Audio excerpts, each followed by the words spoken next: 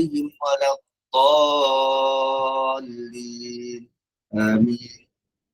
بسم الله الرحمن الرحيم. الحمد لله الذي هدانا لهذا وما كنا لنهتدي لولا أن هدانا الله. نشهد أن لا إله إلا الله وحده لا شريك له. نشهد أن محمدا عبده ورسوله. اللهم صل وسلم وبارك على محمد وعلى آل محمد كما صليت على إبراهيم وعلى آل إبراهيم إنك حميد مجيد. رب اشرح لي صدري ويسر لي أمري واحلل عقدة من لساني يفقهوا قولي. سبحانك لا علم لنا إلا ما علمتنا إنك أنت العليم الحكيم. رب يسر ولا تعسر. ربي تمم بالخير يا أرحم الراحمين. Assalamualaikum warahmatullahi wabarakatuh. Belum apa-apa dah ada orang angkat tangan. Nak tanya ke apa? Okay. So, kita akan masuk ayat ketiga surah Munafiqun.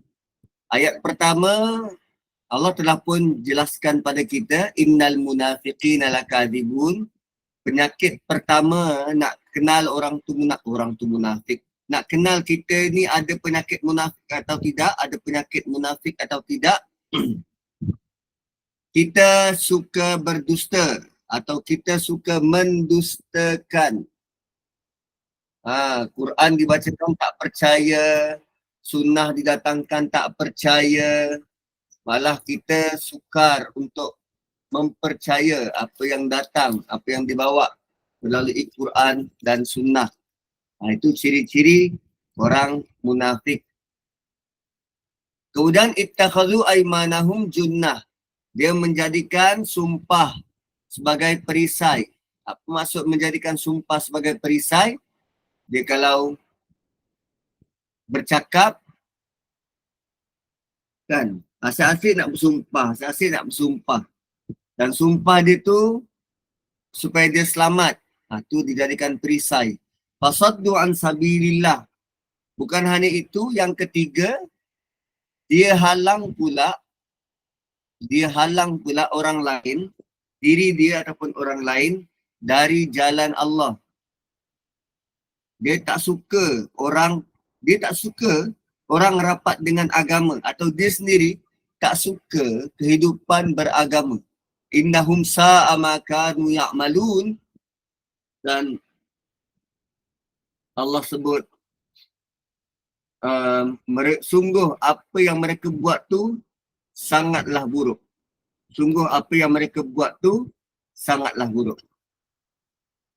Gitu.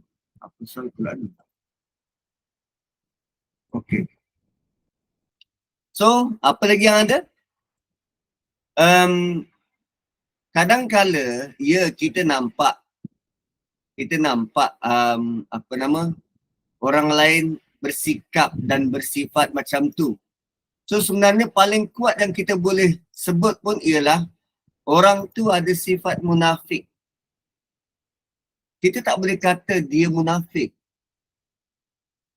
Sebab kita tak tahu penghujung hayat dia macam mana. Boleh jadi sekarang ni dia kelihatan macam orang Jawa kata berdekel, kan? Degil, tak nak berubah, kelihatannya macam tu. Terutamanya siapa? Anak-anak muda. Kan? Kita dulu pun pernah muda dan pernah keras tindak tanduk kita. Tapi semakin kita berusia, semakin kita banyak pengalaman, kita sudah mula kendur dan mula sedikit sebanyak faham tentang agama. So sebab tu kita tak boleh nak buat tuduhan melulu kepada manusia, dia ni lah munafik, macam ni lah munafik. Tak. Sebab dia masih ada kesempatan untuk berubah. Tambahan lagi, bila dia melihat akhlak yang kita cuba tonjolkan, akhlak-akhlak dari Quran. Kan? So melihat keadaan itu, dia ada peluang untuk berubah. So innahum sa'a ma kanu ya'malun. Sungguh buruk apa yang telah mereka kerjakan. Sebenarnya apa yang mereka buat ialah mereka ingin merosakkan agama dari dalam. Tapi sebenarnya segala usaha mereka, basically mereka sedang merosakkan diri sendiri. Mereka sedang merosakkan diri sendiri. Okay, next kita masuk ayat yang ketiga. Zalika bi'annahum amanu. Mereka ni, mereka telah pun beriman. Bila berhadapan dengan Nabi, berjumpa dengan Nabi, berborak dengan Nabi, dapat dakwah daripada Nabi, sebenarnya hati mereka telah pun beriman. Amanu, telah pun beriman. Summa kafaru. Tapi setelah beriman, mereka memilih untuk jadi kafir. Dia kita tahu iman tu turun naik. Ada masa naik, ada masa turun. Dan turun kalau tak disemai, dia akan terus mati. So kegagalan kita menjaga iman, bila dia turun, menjadikan iman itu akan terkubur dan mati. Kan ada masa kita rajin, ada masa kita malas. Macam waktu puasa-puasa ni, minggu pertama Ramadan tu penuh masjid surau. Tapi setelah seminggu berlalu, apa berlaku? Seolah-olah macam tak pernah pergi masjid. Kan? Dia jadi macam tu. Ada masa iman tu naik, ada masa iman tu turun. So, bila iman tu turun, maka kita perlu buat sesuatu untuk mendapatkan motivasi supaya iman tu semakin mekar. Kalau minggu yang lalu kita cerita pasal kes bernama Huzaifah. Hanzalah yang kata aku dah munafik, dia bawa Abu Bakar tu. Aku dah munafik. So bila iman tu naik, itu juga sebahagian daripada rahmat Allah menjadikan iman kita naik. Tapi tak kala iman kita turun, mungkin malas melanda, mungkin kita dalam keadaan kecewa, atau mungkin apa saja alasan, dapat dunia mungkin, dia boleh jadi iman tu turun dan terus mati kalau kita tak usahakan sesuatu. Bila iman tu mati dan kita tak bertindak, maka hati kita akan dikunci. Fatubiya ala qulubihim. Hati kita akan dikunci. Kerana kita tidak jaga iman, iman tu telah lama turun dan kita tak berusaha nak naikkan semula. Antara cara nak naikkan semula ialah baca Quran, kan, tambah ibadah, buat kebaikan. Kita masih terus menerus tak mahu tingkatkan apa yang sepatutnya ditingkatkan, maka Allah mengunci mati hati kita daripada menerima iman. Dan itu jam kita boleh jadi kufur. Kan? Dan sebelum ni, daripada start surah, surah Hadid. Kan kita belajar daripada surah Hadid kan. Apa yang kita perlu buat ialah pembersihan terhadap hati. Pembersihan terhadap hati. Dan pembersihan itu dilakukan berterusan. Pada peringkat hati, pada peringkat akal, pembersihan itu perlu dibuat. Dan orang-orang munafik ini, mereka sebenarnya ada masalah hati.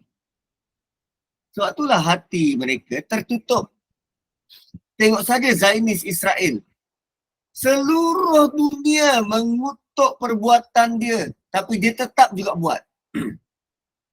Hati sudah terkunci, tuan-tuan. Dia tetap buat. Walaupun orang tak suka, walaupun orang kutuk. Dia tetap buat.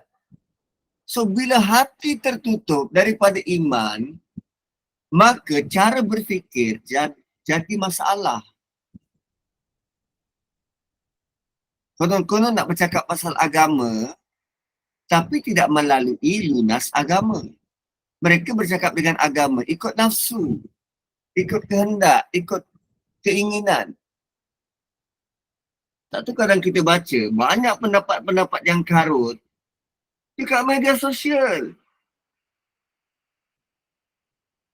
Kan? Fahum la yafqahun. Maka mereka tidak mengerti. Mereka tidak mengerti. So, bila hati tertutup, mereka tak akan dapat faham agama ni. Walaupun kita cuba dengan pelbagai cara pun untuk cerita, terangkan pada mereka, berikan pelbagai contoh dan dalil, segala usaha boleh kita buat. Tapi, dia ada tak usaha nak faham? Tak. Dia tak nak dengar. Dia tak nak faham. Sebab hati sudah tertutup, tuan-tuan. Saya buat analogi macam ni lah, senang. Isteri yang kecewa, suami dia kahwin dua. Isteri yang kecewa, suami dia kahwin dua. Tuan-tuan rasa isteri tu nak tak dengar penjelasan suami dia? Biarlah didatangkan beribu ayat Quran pun menyokong tindakan suami. Isteri yang kecewa, tak bang, tak. Saya tak nak terima bang. Kan? Dia boleh dengar tapi dia memilih untuk tak mahu dengar, tak mahu terima, tak mahu percaya. Itu dengan suami. Ini dengan agama. Dengan Quran. Dengan sunnah. Tak nak.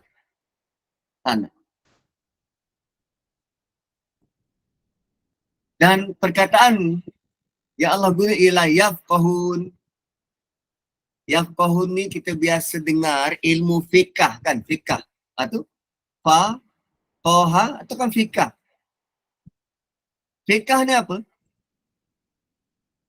Fiqah ni lahir daripada perkataan faqih.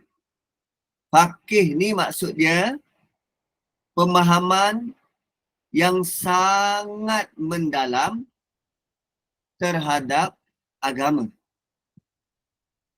So kalau kita belajar fiqah, kita sebenarnya sedang berusaha untuk memahamkan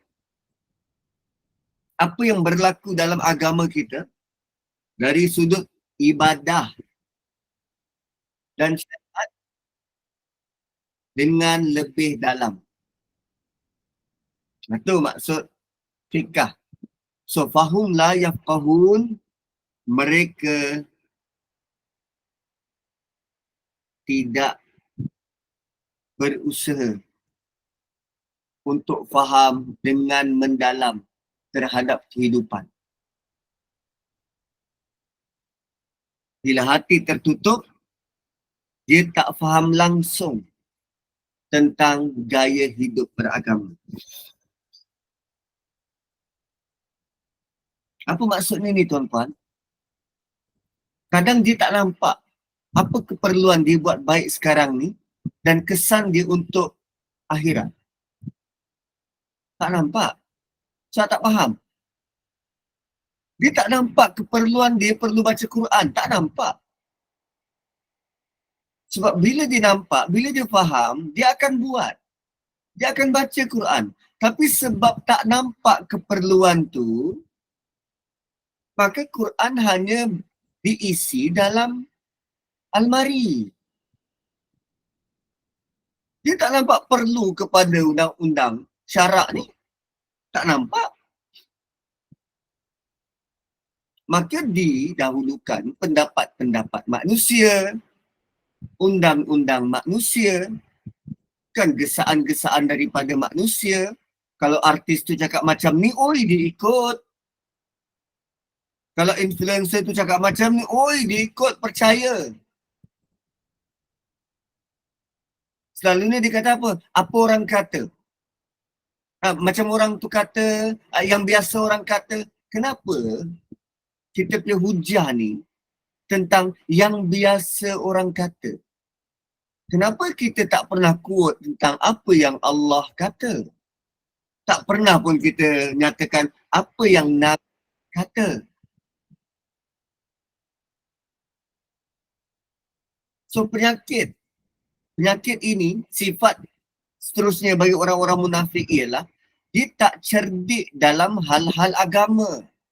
Kalaupun mengaji, bukan niat nak mengetahui, mendalami agama. Tapi hanya untuk mengisi masa, dapat sijil dan tunjuk muka dalam masyarakat. Fatubi'a ala qulubihim fahum la yafqahun. Sebenarnya dia tak tahu apa-apa pun pasal agama. Tapi kelihatannya macam, wah, dialah yang paling beragama. Tak gitu. Gitu.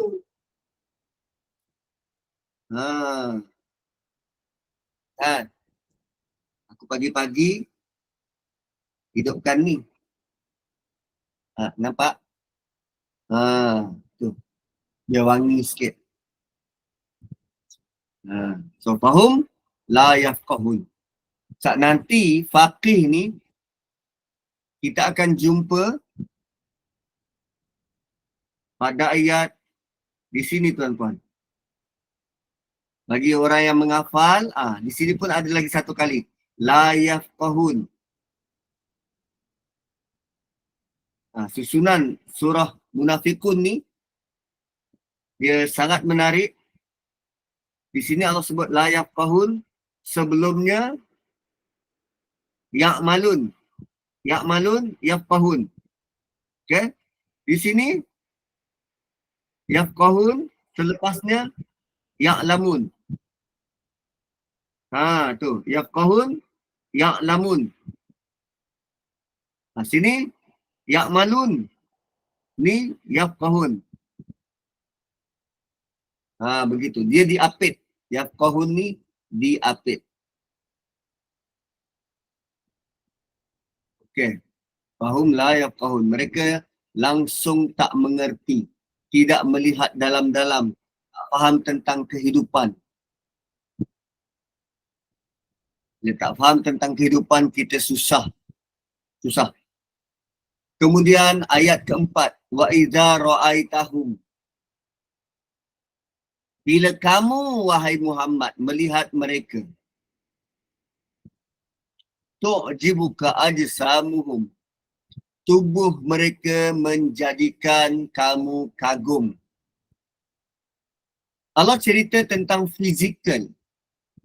Penampilan luar. Baik, aku tunjuk salah satu penampilan luar. Penampilan luar. Apa nama tu?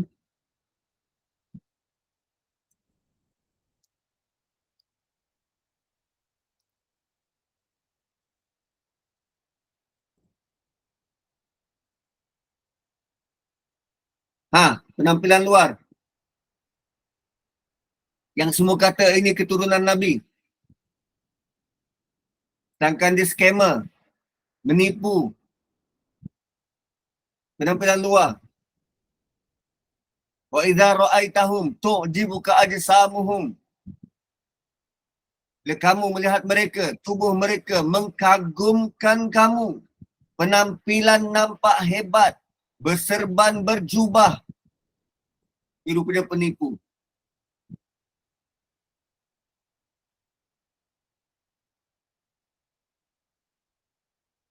Kan? Dia ni bukan orang Morocco. Konon-konon keturunan Al-Idrisi Al-Hasani Morocco. Saya tanya hakim daripada Morocco, dia tak kenal siapa orang ni.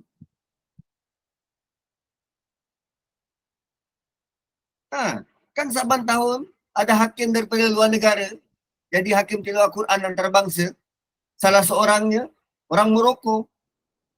Tanya, tunjuk gambar. Syekh, anta ta'araf? Kau kenal orang ni? Tak kenal. Siapa dia ni? Dia kata daripada min Morocco. Tak ada. Dia bukan orang Maghribi. Al-Idrisi. Siapa Al-Idrisi? Mana ada dekat Maghribi Al-Idrisi. Tapi sampai dekat Malaysia, diarak naik kuda. Terutama wanita-wanita, oh handsome-nya keturunan Nabi.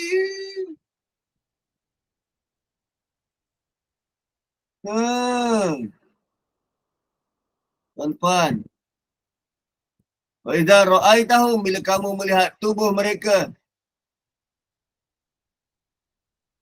menjadikan kamu kagum. Penampilan luaran mereka menakjubkan. Allah sebut penampilan luaran kerana hati tadi, rohani tadi, dah tak ada. Dia tak ada rohani dah. Satu mereka hias penampilan luaran. Serban, berjubah, pakai ridak, pakai celak. Badan apa, tetapi roh keislaman tak ada. Dan itu membuatkan dia tidak bernilai.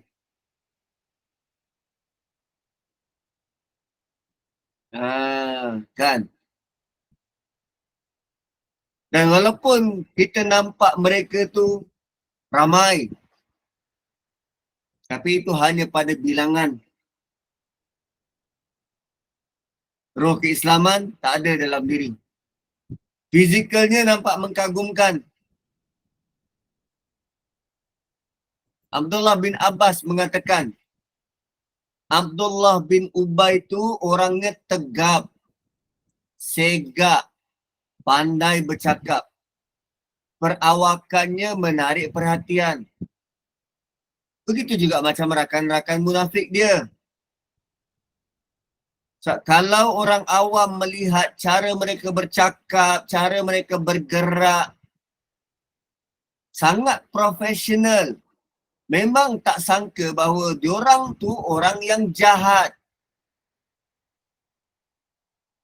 Kita tak tahu tuan-puan, kita tak tahu dan kita sangat bersyukur Allah pilih kita untuk hidup sekarang. Tanpa perlu bertemu dengan Abdullah bin Ubay. Silap-silap kalau kita jumpa dengan Abdullah bin Ubay ini, kita lebih percaya dia dari Nabi. Waliyahzubillah. Penampilan dia nampak hebat, nampak meyakinkan. Dan kita rasa apa dia cakap tu betul. Sebab member pada bercakap kot. Mulut manis. Kan apa yang dia cakap tu terpakai logik akal. Ya tak ya juga. Orang Mekah ni kalau datang, oh dia dah lah datang selai sepinggang, kita kena bantu dia 100%. Apa yang korang bodoh sangat, tak payahlah bantu. Nanti dia berambus satu.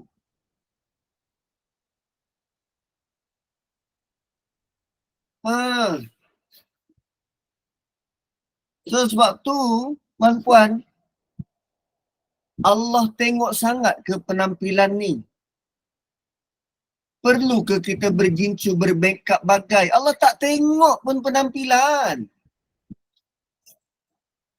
Tapi bukan itu. Bukan ke situ yang kita habiskan duit kita, gaji kita untuk memantapkan penampilan. Sedangkan hati kita begitu-begitu juga.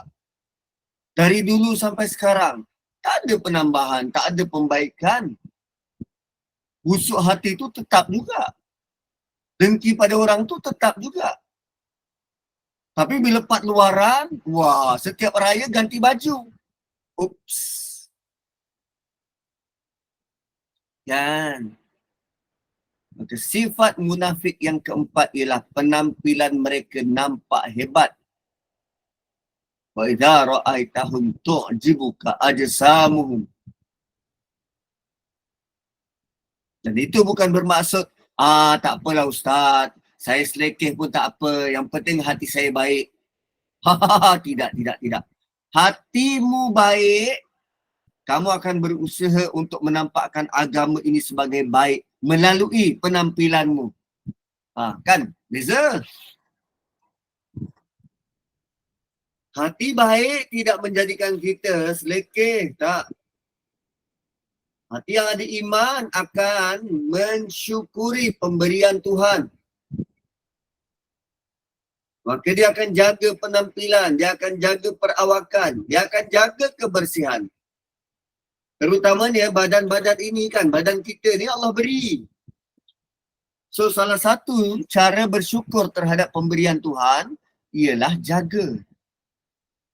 Satu kalau faham tentang konsep mahu menjaga apa yang Allah beri, kita jaga dia daripada jatuh sakit. Contoh paru-paru. Macam mana nak jaga paru-paru? Janganlah isap rokok, janganlah isap vape. Paru-paru Allah beri. Jagalah pemberian Allah dengan sehabis baik. Kenapa kita sanggup hisap sesuatu yang boleh rosakkan paru-paru tanpa rasa bersalah pada Tuhan? Ni mula aku nak bebel ni. Kan minggu depan. Apa nama? HKL. Sekejap, minggu depan. Minggu lagi satu.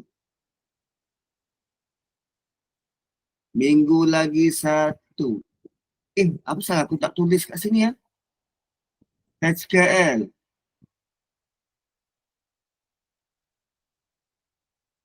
Dia nak datang ke Masjid Negara, nak buat rakaman tentang bahaya merokok menurut Islam. Aku nak sebut macam tu. Tuhan bagi kita paru-paru. Kenapa kita sengaja rosakkan? Bayangkan kalau bapa kita beri kita kelengkapan sekolah. Depan bapa kita dengan kita bermanis muka, senyum-senyum, tanda redha dan syukur. Kita letak dekat tanah, kita pijak-pijak depan bapa kita. Yeah. Kau gila ke apa?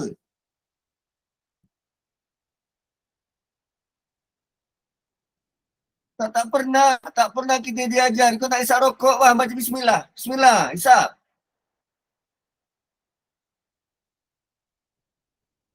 Penampilan nampak hebat tapi hati out.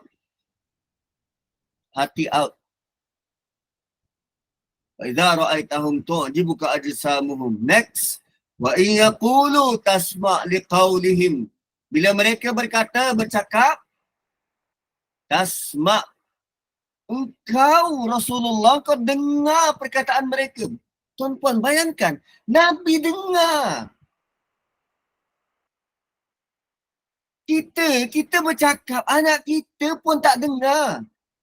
Dibayangkan macam mana mulut mereka tu articulate, manisnya gaya bahasa mereka sampai Nabi dengar tu orang bercakap.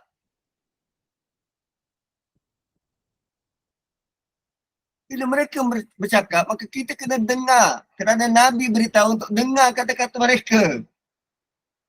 Ini sebab kita tak tahu sama ada mereka tu munafik atau tidak, maka kita beri perhatian pada kata-kata mereka. Wa in yaqulu tasma' liqaulihim. Jika mereka berkata, kamu dengar perkataan mereka.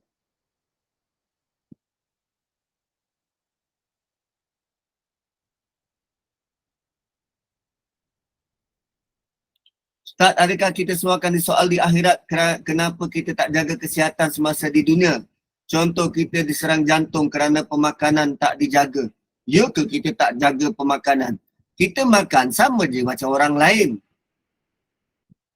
Tapi sebab jantung kita berbeza dengan orang lain, jantung kita tu dapat sakit.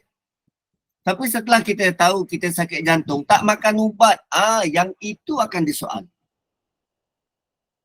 Dah tahu sakit, tak makan ubat. Yang itu akan disoal. Kenapa kau tak usaha untuk jaga? Kenapa kau biarkan dia sakit dan melarat? Gitu. Kan? Yang nak bagi sakit tu Allah. Kenapa Allah beri sakit? Supaya kita tunduk jadi hamba. Supaya kita bertalu-talu menyatakan rayuan keluhan kita pada Tuhan.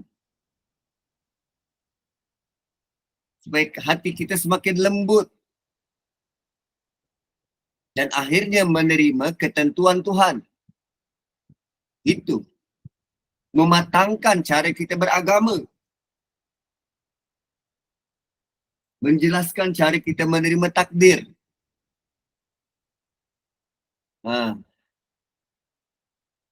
So Nabi dan para sahabat dengar kata mereka sebab mereka ni pandai, petah bercakap.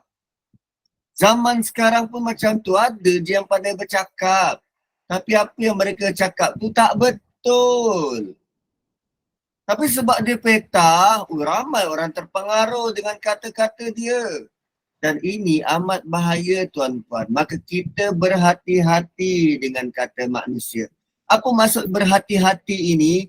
Ya, dengar boleh, tolong cross check. Sama macam saya, kan? Tuan-puan duk dengar, oh bagus Ustaz. Ustaz cakap ni saya faham gini. Korang kena cross check. Boleh jadi aku menipu. Boleh jadi apa yang aku cakap ni tak betul. Maka korang kena cross check. Okey, Ustaz cakap A. Maka aku kena dapatkan daripada sumber lain, betul ke yang A ni?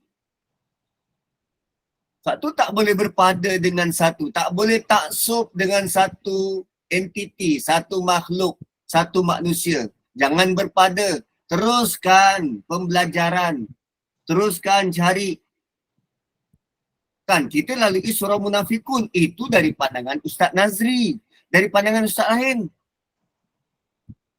Maka sebab tu belajar tadabbur ini, dia bukan dalam bentuk, ini surah ni dah, Ustaz tu dah ulas. Tak payahlah Ustaz ni surah lain pula.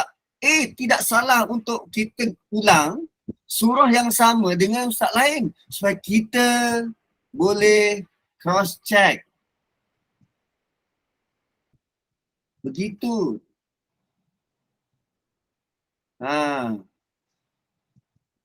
Ustaz, satu soalan, jika ada penyakit yang kronik tapi tak ikut pantang pun akan disoal ke? Kenapa tak ikut pantang? Dah tahu kita gaul, tak boleh makan kacang. Yang kita belasah makan kacang kenapa? Yang sakit kan kita. Kan? Dah tahu tak boleh makan, kita makan. Alah. Itu kalau ada, apa nama, bulu ayam tu, aku sebat je tu. Kan? Dah tahu sakit, kronik pula tu. Alah. Itu. Iya benda sedap. Lepas tu alasan kita apa?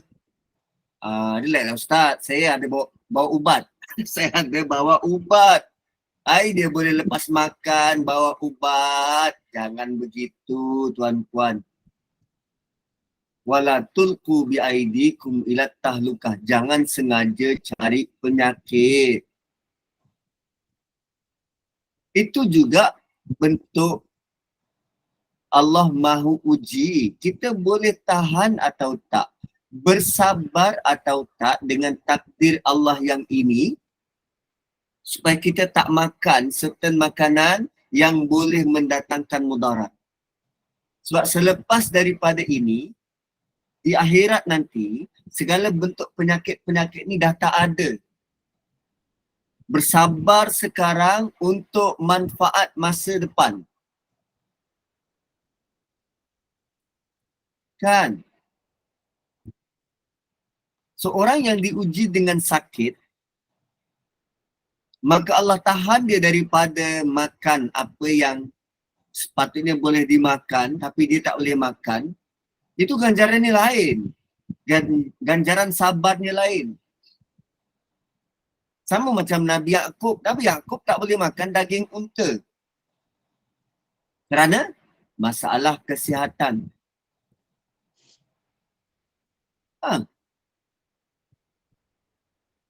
Lalu Bani Israel melihat, oh kami haram makan daging unta. Tu ndasmu. Allah tidak pernah mengharamkan makan daging unta. Hanya senya Nabi Yaakob tak boleh makan. Bukan haramkan makan daging unta. Tengok. Bila tak faham, dia jadi macam tu lah. Sak karep dewe. Ikut suka dia je.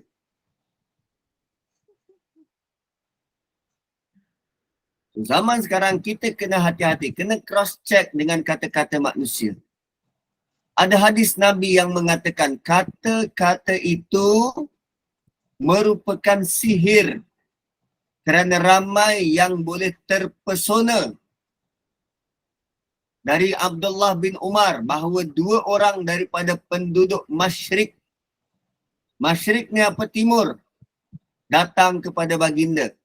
Lalu keduanya berkhutbah sehingga orang-orang takjub dengan penjelasan mereka. Lantas Rasulullah sallallahu alaihi wasallam bersabda, sesungguhnya dalam penjelasan itu mengandungi sihir atau sesungguhnya sebahagian penjelasan itu mengandungi sihir. Memukau.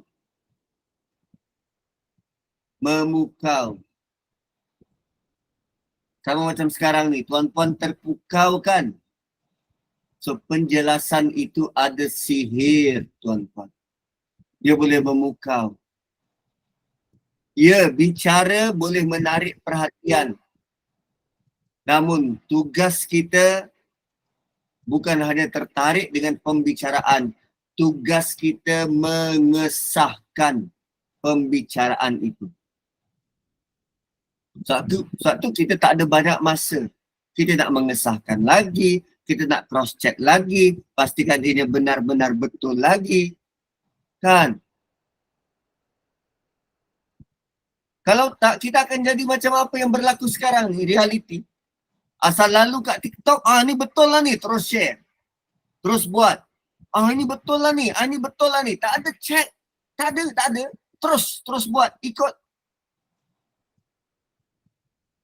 Sifat yang kelima ialah mereka pandai berbicara, pandai menarik perhatian, pandai menerepo, pandai goreng. Menyebut hadis tanpa mengira palsu ke sahih. Sehingga bila mereka bercakap, tasma' li qawlihi, kita dengar satu persatu. Nah, sweet talker. Hayya. Mami, dalam bilik situ. Ka'annahum khusyubum musannadah. Tapi realitinya, mereka seperti kayu yang bersandar. Ni, ka'annahum khusyubun musannadah. Mereka seperti batang kayu yang tersandar. Apa maksud dia ni, tuan-puan? Cuba bayangkan kalau kita sandarkan batang penyapu. Batang penyapu tu kita letak je, kan bersandar kat dinding. Batangnya bukan dengan penyapu, batangnya je sandarkan kat dinding. Kalau tak betul-betul letak, boleh jatuh tak batang penyapu tu? Okay. Boleh.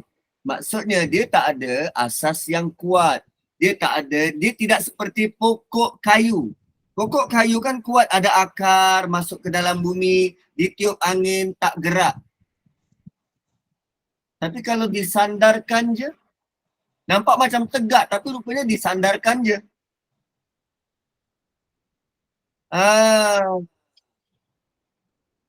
Kan? Mereka tak kuat. Mereka sendiri tak ada kekuatan dalaman. Roh sudah mati. Rohani itu dah mati. Yang ada kat luar ni je. Mereka itu bersandar kepada kekuatan umat. Mereka sendiri tak ada kekuatan. Allah beri isyarat bahawa mereka itu kelihatan saja seperti pohon kayu tetapi dalamnya kosong kerana roh mereka kosong. Mereka tu senang nak rebah, senang nak jatuh. So bila digunakan perumpamaan kayu, Khusyubun, kayu. Isyaratnya bahawa mereka tak ada guna.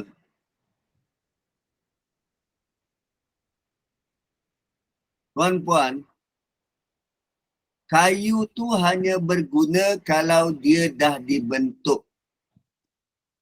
Dibentuk jadi dinding, dia dah berguna. Dibentuk jadi pintu, dia berguna. Dibentuk jadi tiang, dia berguna. Tapi kalau setakat sebatang kayu nak buat apa, dia tak berguna. So sifat keenam munafik sebenarnya, dia tak ada manfaat kepada masyarakat. Tak ada sebarang faedah yang dia bawa. Adanya tak menambah, tak adanya tak mengurang. Kalau mereka tak ada, lagi baik. Setakat pandai bercakap, dia tak guna. Ka'annahum khusyubun musannadah. Kita macam tu ke? Nazrin, kau macam tu ke? Tak ada manfaat pada masyarakat. Tak ada guna. Tak ada satu faedah pun. Kan? Next. Yahsabuna kulla sayhatin alaihim. Mereka mengira bahawa setiap teriakan yang keras ditujukan kepada mereka. Hanya apa maksudnya ni? Mereka sebenarnya hidup dalam ketakutan. Mereka menyangka tiap jeritan adalah untuk membahayakan mereka. Mereka hidup dalam paranoia. Hidup dalam ketakutan. Kan kadang bila orang baca Quran, kita akan jumpa teguran-teguran. Teguran tentang sifat orang munafik. So bila Nabi sebut tentang teguran tu, mereka akan terasa dengan kata-kata itu. Mereka rasa itu ditujukan pada mereka. Sebab mereka pun tahu iman mereka lemah. Segala bentuk teguran mereka rasa, kau cakap pasal aku ke? Kan? Overly sensitive. Sensitif tak kena tempat.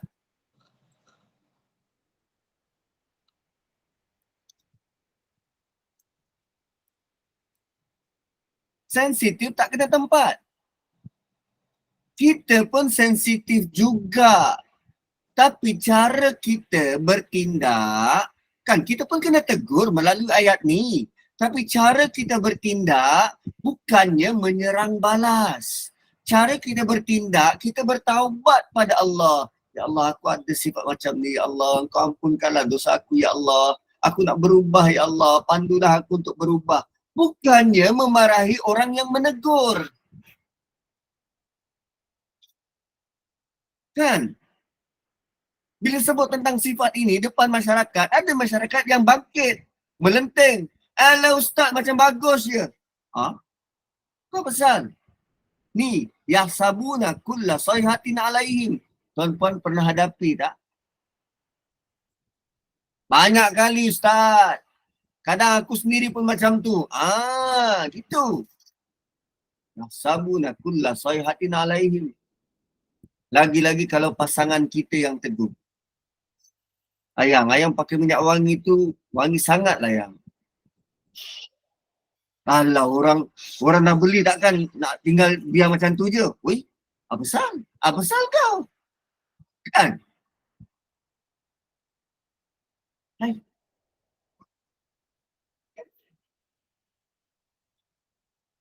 Kan? Jangan kita rasa yang orang sedang bercakap tu sebut tentang kita. Dia kan bercakap secara umum. Kadang dengar orang berceramah, dia cakap pasal aku ke? Tak. Dia nasihat secara umum. Bukan nak serang kita. Tapi orang munafik ni akan rasa orang tu bercakap tentang dia. Maka bila dia dihantui rasa bersalah, dia tak suka. Kenapa cakap tentang aku? Dia balas pula balik macam tu. Kan? Ayat ini bermakna yang mereka takut. Takut. Tapi dia nak deny, nak nafikan. Kan? Ada dalam surah Ahzab ayat 19. Allah sebut mereka bakhil terhadap kamu. Asyihatan alaikum. Mereka bakhil terhadap kamu. Kedekut. Bila datang bahaya, datang ketakutan, kamu lihat mereka itu memandang kepadamu dengan mata yang terbalik-terbalik. Yanzuru ilaika taduru a'inuhum. Mata mereka terbalik-terbalik seperti orang yang pengsan kerana akan mati. Macam mana tu? Macam mana? Kan? Nampak mata putih kan? Bila datang bahaya. Dan bila ketakutan telah hilang, mereka mencaci kamu dengan lidah tajam macam besi. Bi'alsinatin hidad. Hidad tu besi. Lidah seperti besi. Mereka mencaci kamu dengan lidah yang tajam seperti besi. Sedangkan mereka bakhil untuk berbuat kebaikan. Mereka itu tidak beriman. Maka Allah hapuskan amal mereka dan yang demikian itu sangat mudah bagi Allah.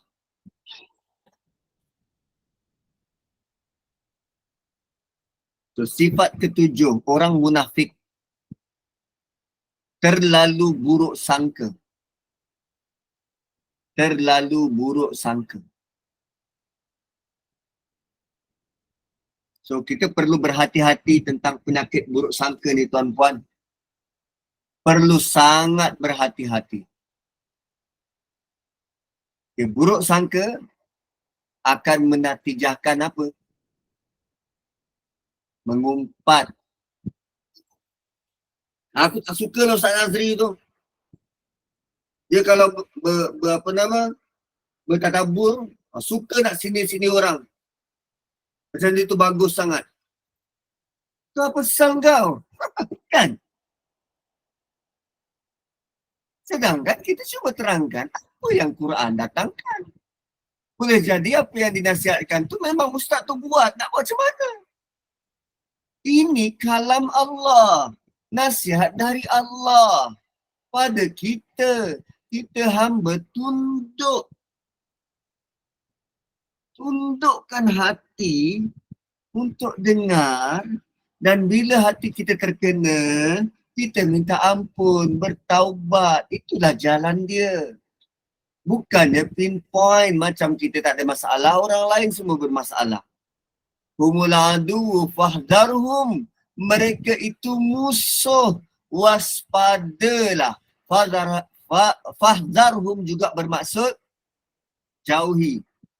Mereka itu musuh sebenar-benar, maka berjaga-jagalah. Berhati-hati.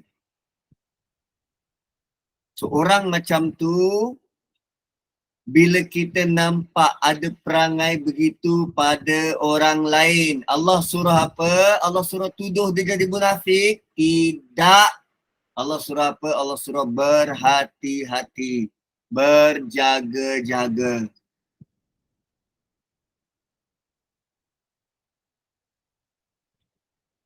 Allah beritahu sifat mereka ke-8 ialah mereka lah musuh umat Islam yang sebenar. Allah suruh berhati-hati. Yang lemah iman, jangan terikut-ikut dengan cara hidup. Pandangan mereka yang salah. Mereka tu musuh. Kena berhati-hati. Lagi-lagi mereka tu musuh dalaman. Hati-hati.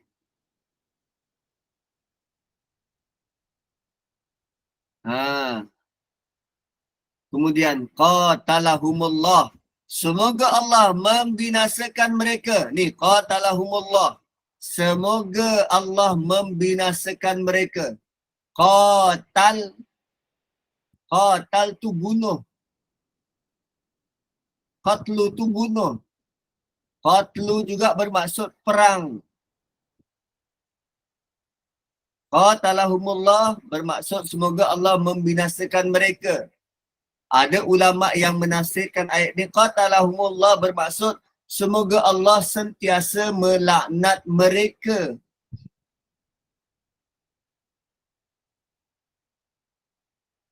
Allah telah musnahkan mereka di mana perasaan tenang, ketakutan, paranoid itu sentiasa ada. Itu pemberian dari Allah. Allah sengaja mengazab hati mereka bagi tak tenang. Allah bagi hati mereka tidak tenang. Barang bentuk nasihat, dia rasa itu menyerang pribadi. Allah bagi hati mereka sentiasa sakit. Ada saja yang tak kena. Tak tenang.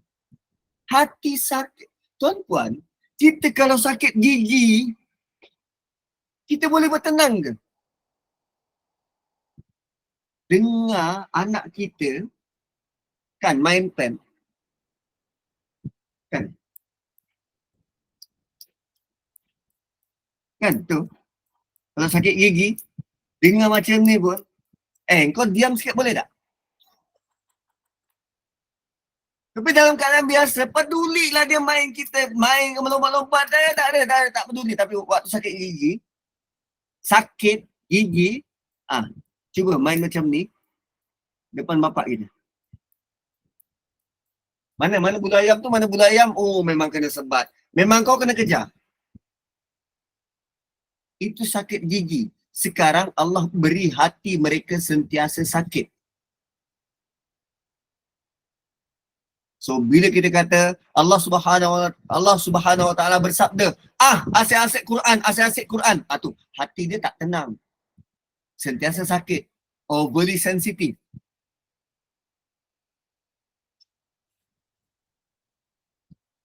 So itu cara Allah membinasakan mereka. Ada saja yang tak kena. Adakah mereka bahagia? Tak. Hati tak tenang. Adakah mereka gembira? Tak. Hati tak tenang. So tuan-puan, kadang-kadang hati kita tak tenang itu mungkin kita masih lagi ada dosa-dosa menyimpan sifat-sifat yang seperti ini.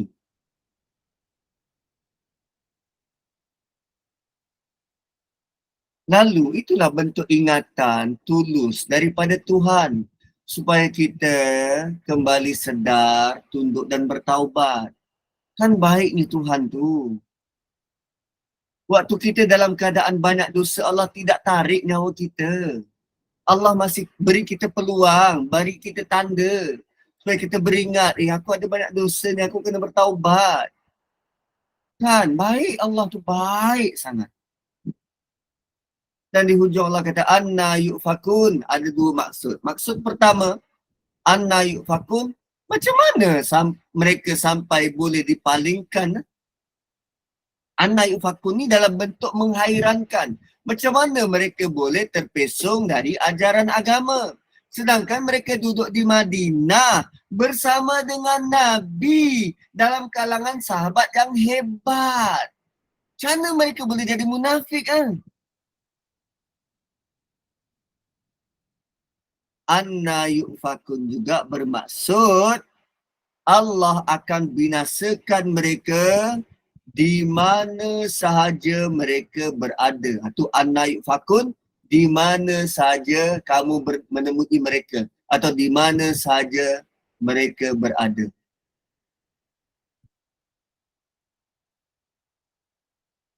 Dan Allah melaknat mereka di mana sahaja mereka berada. So, qatala bermaksud Allah melaknat mereka. Apa maksud laknat? Jauh daripada rahmat Allah. Bila tak ada rahmat Allah, hati boleh tenang? Tak. Hati boleh sembuh daripada sakit? Tidak.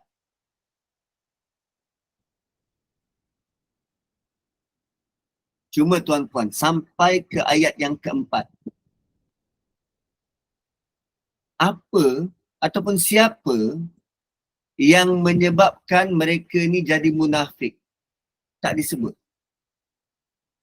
Allah cuma sebut dia punya sifat, ciri-ciri dia, pertama, kedua, ketiga, keempat, kelima. Apa penyebab mereka jadi munafik? Tidak disebut. Sebab boleh jadi syaitan telah menjadi kawan rapat mereka. So bila syaitan jadi kawan rapat mereka, syaitanlah yang memberi dorongan, bisikan-bisikan. So dia ikutlah apa yang syaitan sebut. Hati menjadi semakin sakit.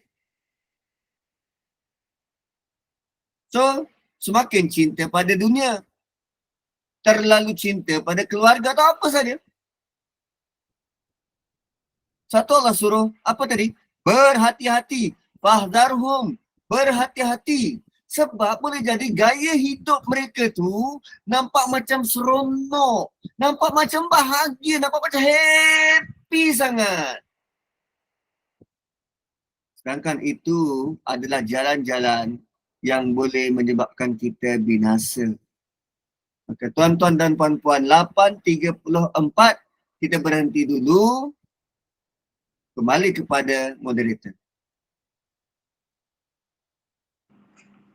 Alhamdulillah, terima kasih Ustaz. Saya mengambil tempat opah, ada keuzuran sedikit. Jadi jazakallahu khairan kasira.